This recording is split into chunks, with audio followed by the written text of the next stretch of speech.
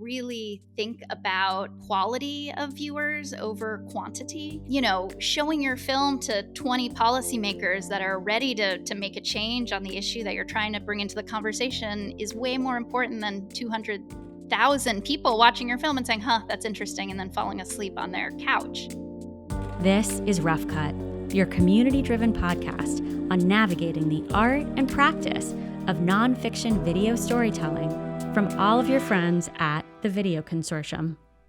I'm Caitlin Boyle. I am a distribution and social impact strategist for documentary filmmakers and the executive director of the Middlebury New Filmmakers Festival in Middlebury, Vermont. And I'm very excited to be the guest host today on Rough Cut with Rebecca Davis, who is the co-director of Join or Die, 2023 documentary on the life and work of civic guru Robert Putnam, which premiered at South by Southwest in 2023 and is currently on Netflix and on a community screening tour. Welcome, Rebecca. Thanks so much for having me. Glad to be here. So I thought maybe you could start us off by telling us a little bit more about yourself and your filmmaking career and origins, and more specifically how Join or Die came to be, what the origins of the project were. And in particular, I'm curious about how you first came across the work of Robert Putnam, and as an academic and an author, like what made you feel like a cinematic visual medium would be the right medium to build on his work or to showcase his work? I can't say I felt like it would be the right medium, to be totally honest. Most people, when you approach a professor who has a book filled with tons of data, like a 500-page, famous book, Bowling Alone, which we wanted to reinterpret the film, that was kind of like the challenge, the crux of this, how to not make it a PowerPoint presentation. But, it was really Robert Putnam's ideas that were presented in his famous book, Bowling Alone, that came out in 2000, that I really was anxious to get back into the conversation, and felt like, through documentary film, we would be able to reach a much more larger audience with Robert Putnam's ideas, as not everyone, is ready to sit down and read a 500-page, social science nonfiction book. And, that book had come out in 2000. And at the time that we approached him in 2017, we were coming up on the 20-year anniversary of this famous book that looked at the decline in community life and community participation of Americans. And, I was anxious to revisit those ideas, 20 or so years later, because so much had changed, in our world since the book came out in 2000, both from a technological standpoint, from a political standpoint, and I was anxious to kind of revisit that conversation. At the time when we approached Robert Putnam in 2017, I was working as a camerawoman for NBC News in New York. So I was covering national news, and I was spending a lot of my weeks, flying around the country, and I was seeing a lot of these symptoms from, his book Bowling Alone on the ground. So things like the opioid epidemic, rising suicide numbers, and really just a sense from a lot of people that I was meeting with that things were off in their community life. People were feeling isolated. They felt things weren't, working as well in their town meetings as they used to. And I think, people were hungry for an explanation. And I thought Bob's work was a good place to start. And then the film ended up coming out about 6 years later. Mm-hmm. The nice quick turnaround of a documentary film timeline, right? Yes. And you premiered at South by, and tell me more about what that launched for you or didn't launch for you. Tell me more about the influence or the early days of your festival life with the film and what that led to. So I think, one thing we were kind of thinking about as we were looking at other festivals beyond South by Southwest is like really seeing like, what was represented in our film and how do we bring our film back to those communities also. So we filmed with 6 different community groups around the country. One was in Maine, another was in Michigan, one was in Los Angeles, another was in Texas. So as we were targeting festivals after South by Southwest, we were really looking like, how do we try to get this film into festivals, where we can make sure, other people that were in the film, that we're bringing the film back to those communities. And I think that can be a helpful way to think about your strategy, or you can do it by topic. If your film is about environmental justice, what are the film festivals or the regions of the country, where those struggles are really at the forefront of their conversation. And so, for us after that world premiere, I think we were really thinking, where are all the communities that were represented in the film, and how do we try to get this film into festivals in those places? And then, since the subject of our film was community in America, we were then, as far as thinking about the audience, we wanted every American to see our film if possible. So we were really trying to get it into any community festival that would take the film. And as we were lucky enough to attend festivals that we could make it to, it was really interesting to see how the conversation would be different if it was happening in Vermont versus, Salt Lake City, Utah versus somewhere down south. And I think that helped us have a deeper understanding conceptually about the conversation that was happening on the ground with Americans about what was happening in their communities. So then, as we were doing national press for the film a year later, as we did our theatrical launch, we were coming to that conversation about where the film was hitting in this moment in America, that much better educated because of all the people we got to meet as we were touring it to film festivals. And say more a little bit about your decision to take the step of doing a theatrical. I think you worked with Abramarama on Yeah. your theatrical release. And I wonder if you can say what led you to that partnership, what made you choose Abramarama. And for listeners who don't know, Abramarama is sort of a full service theatrical booking and releasing boutique company, but with enough staff to really provide wraparound services for those bookings so that you get some marketing and some audience engagement support. And it can be an alternative to either not releasing your film theatrically at all. And it's an alternative to an all rights deal, which might include some limited theatrical, but also typically includes all other rights or most other commercial rights as well. Whereas Abramarama offers a few different ways to work with filmmakers, but typically does not take all rights as part of that arrangement.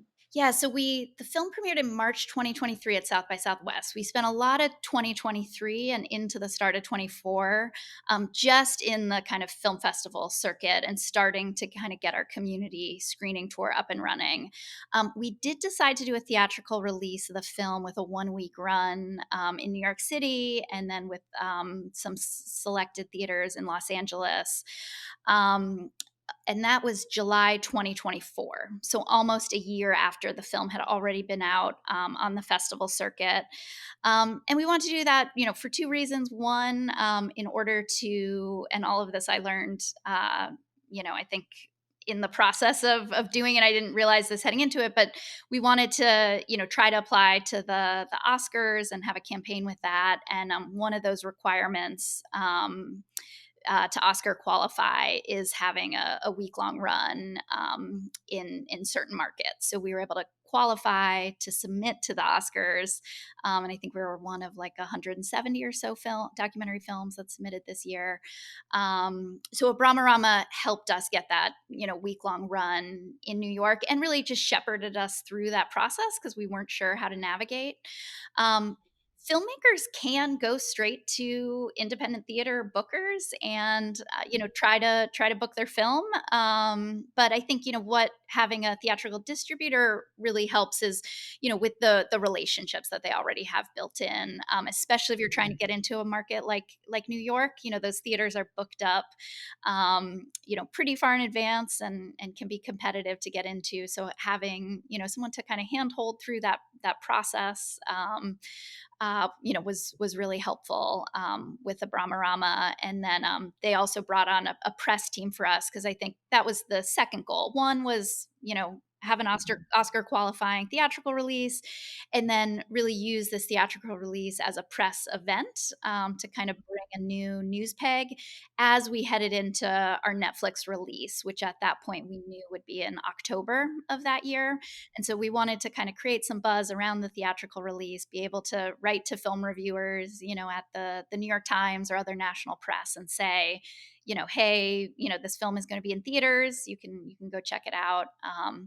And we were lucky enough to get the film at DCTV, which is a great theater that just runs documentaries in like just south of Chinatown in Lower Manhattan. So it was a really great place, and they do a lot of community work and education. So it really kind of fit the spirit of the film to have our release there. Let's backtrack a little bit because I'm curious. You said that by the time you were doing your qualifying run, you already knew that you'd have a Netflix release in the following October, a few months down the road.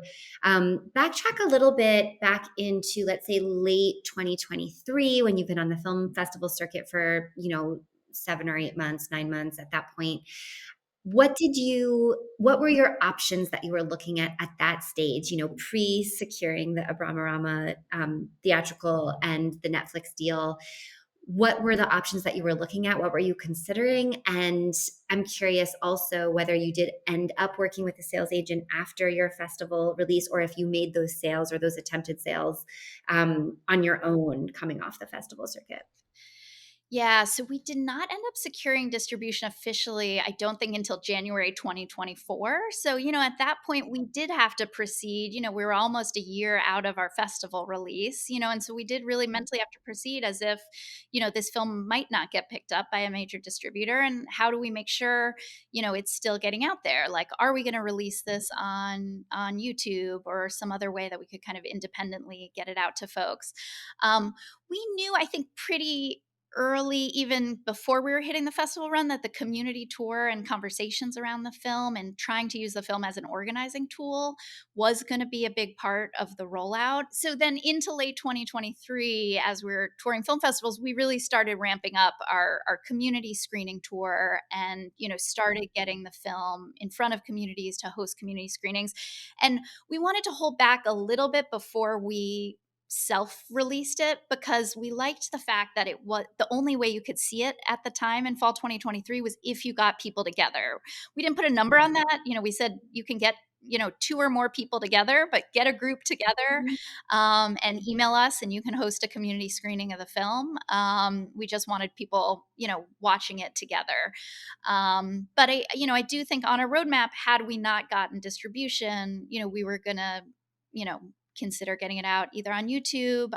We ended up working with a platform called Gather, which is another way to self-distribute films now. And we do also have the film now available there for rental for people that don't have Netflix.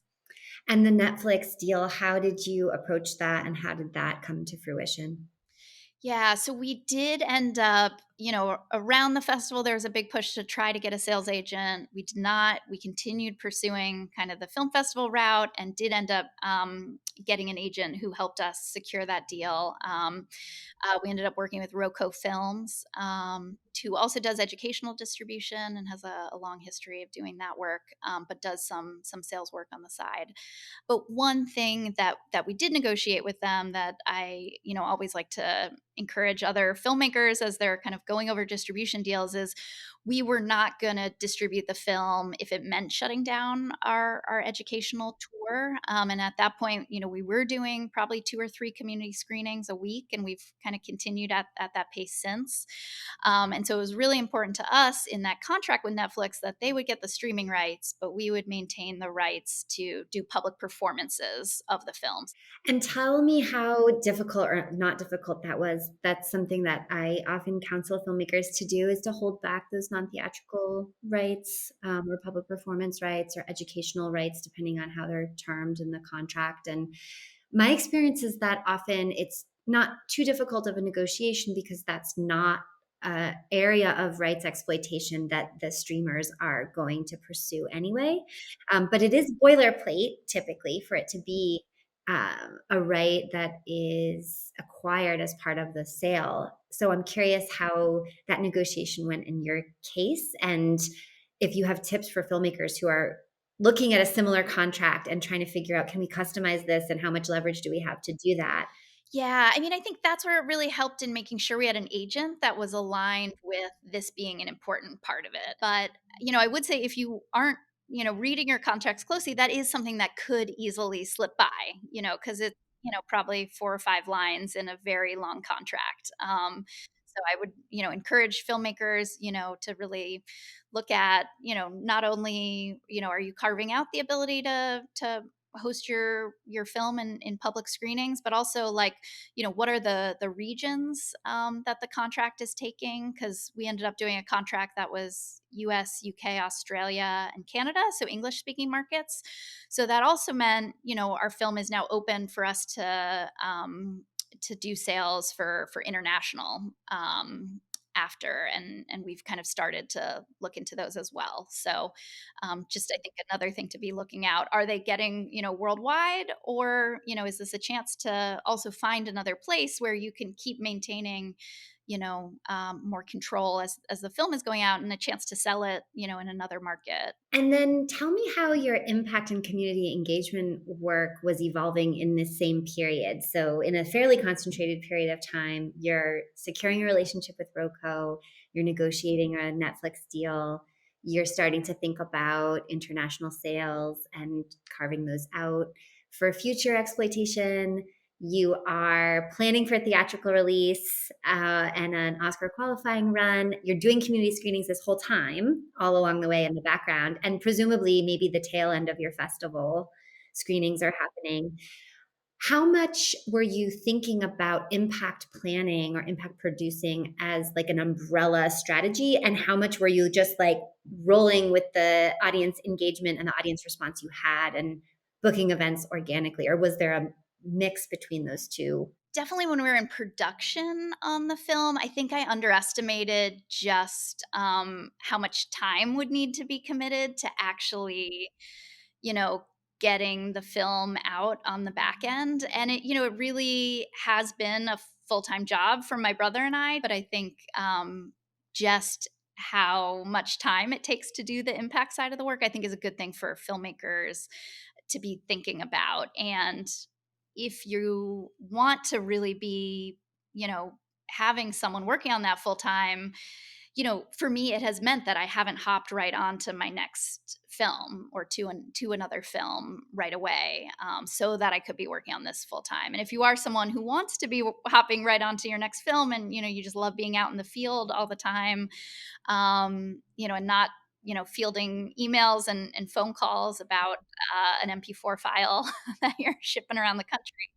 Um, really then planning about who is going to do that work for you to make sure your film gets out. Yeah, it definitely is. And especially if you are doing it for a longer period of time, it can certainly become a full-time job. And I also think it's one of those like fungible kind of jobs like social media work where really you can do as much of it as you have the bandwidth for. There's no point at which you're like, well, I'm done now. Check.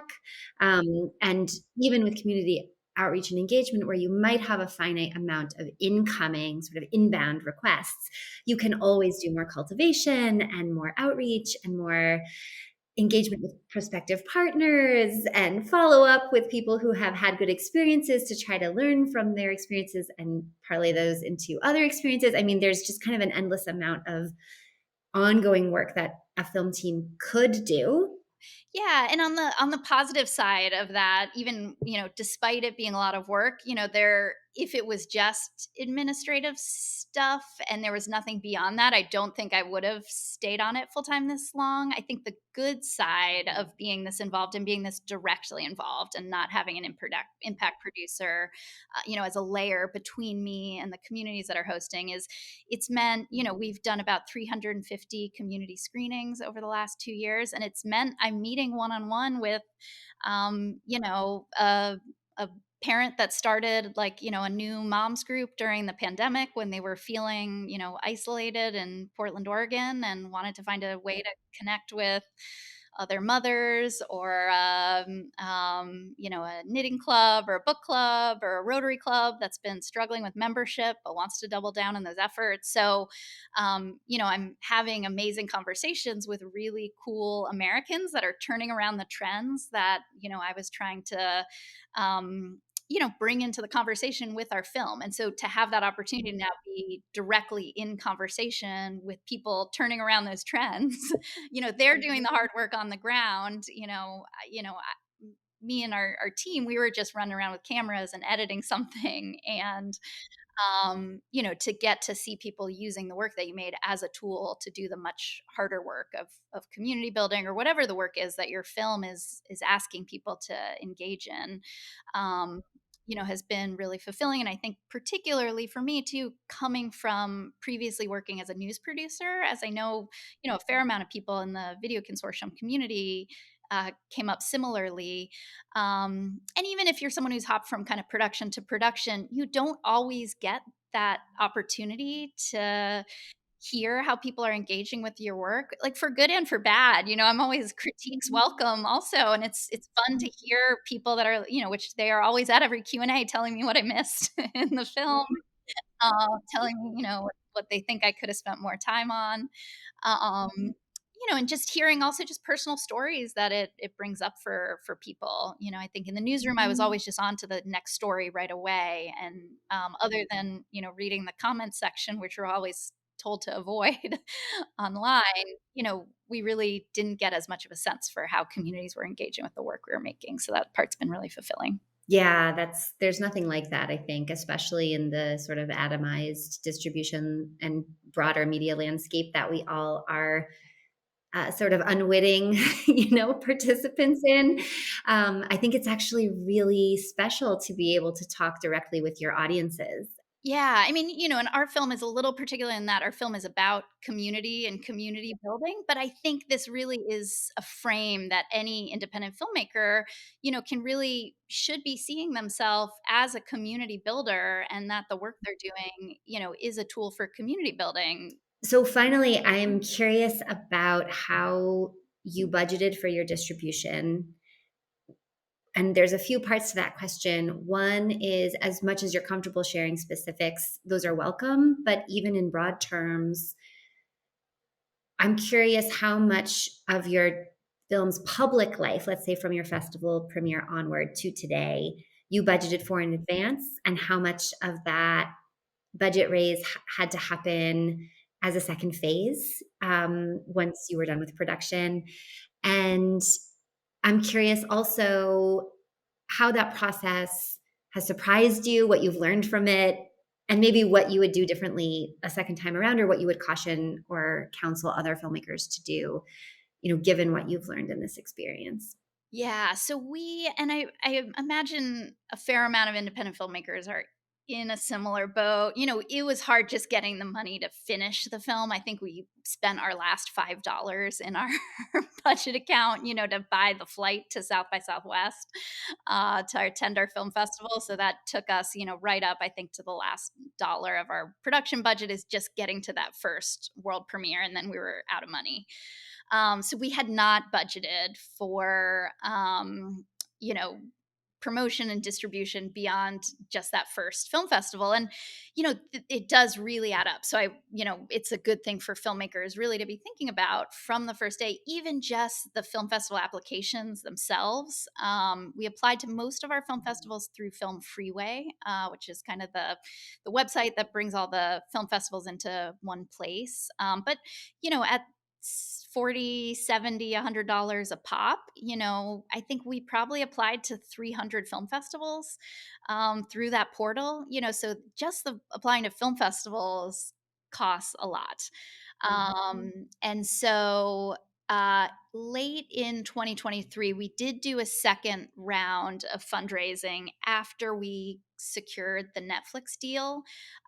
There was no financing in that to help with distribution, and so we didn't want it to just end up in a back corner of the player and have no one know about it. So once we had that, we went back out to some funders again, some foundations, which is how we also funded the film, was through foundation funding.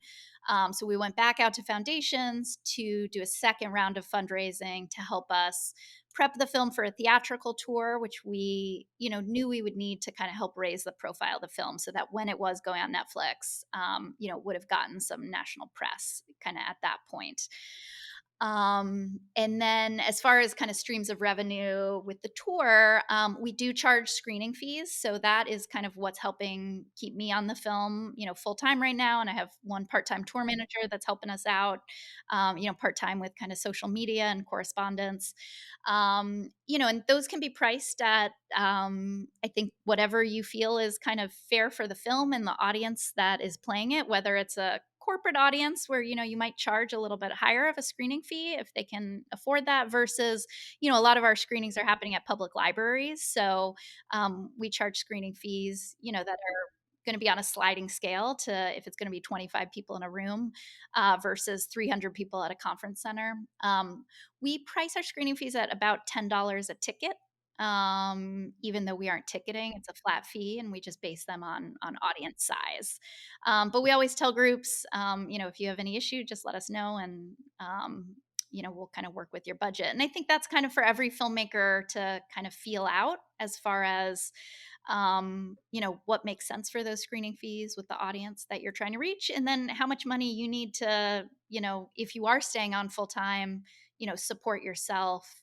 Yeah. And in the end, since the funds you used to pay for production through South by were non-recoupable, like you did not have to pay investors back, you had a fully, it sounds like fully philanthropically funded film. Do you feel that if you were in a different position, let's say you did have equity financing and you had investors that needed a return on their investment, or you had loans that you had to pay back, how would that have changed your trajectory in terms of distribution? Yeah, so I mean, in our sale, we ended up selling our film for 1/15th of what it cost to make the film. Um, that is just one story. Some people might be fully recouping the cost of production on their sales. That was kind of the deal that we were able to negotiate. So we were very lucky that we were not on the hook to investors because we would have only been able to pay them back 1/15th of their investment. And then there were a lot of last minute archival upgrade costs that came onto the table at the end, that were also not covered in that deal. There was the expectation that the film was coming to the distributor ready to go up, legal reviews, lawyer fees. So I guess the one piece of advice that I think probably most people in this VC community have probably taken advantage of in the past, and is what I love about this community myself is, that's where you can call on other people, at every step of the way. As I was learning, how do I get this film into a festival? I think I called Sky and I called 4 other people that I knew through the video consortium who had films at festivals to say, how do I get this film into festivals? And they gave, really helpful advice about how to navigate festivals. And then when I wanted to do an impact tour, I got on the phone again with another 5 filmmakers who had done impact tours. So for any filmmakers kind of navigating impact tours or sales or questions like this, reach out to this community or other communities you're members of, and really get a sense for, what is the environment at the time when you're kind of getting your film out there. I think peer support, there's no comparison to the value of peer support. For those that do decide to go this kind of community tour route and start taking your film out to communities, I would just encourage you, like, don't wait and really think about quality of viewers over quantity. And by quality, I mean people that are ready to act on the themes of your film. Showing your film to 20 policymakers that are ready to make a change on the issue that you're trying to bring into the conversation is way more important than 200,000 people watching your film and saying, huh, that's interesting, and then falling asleep on their couch. And so, with this kind of, direct to community model of getting films out, you can really get your film right in front of the people that you want to be both doing something, about the issue or having conversations or raising that awareness. Excellent. Well, thank you so much, Rebecca. This is super useful, and the detail that you are offering is so illustrative to filmmakers who are in the midst of figuring it out or trying to project their own path forward through their film's public life and community engagement and social impact and distribution. So thank you so much for sharing all of that with us.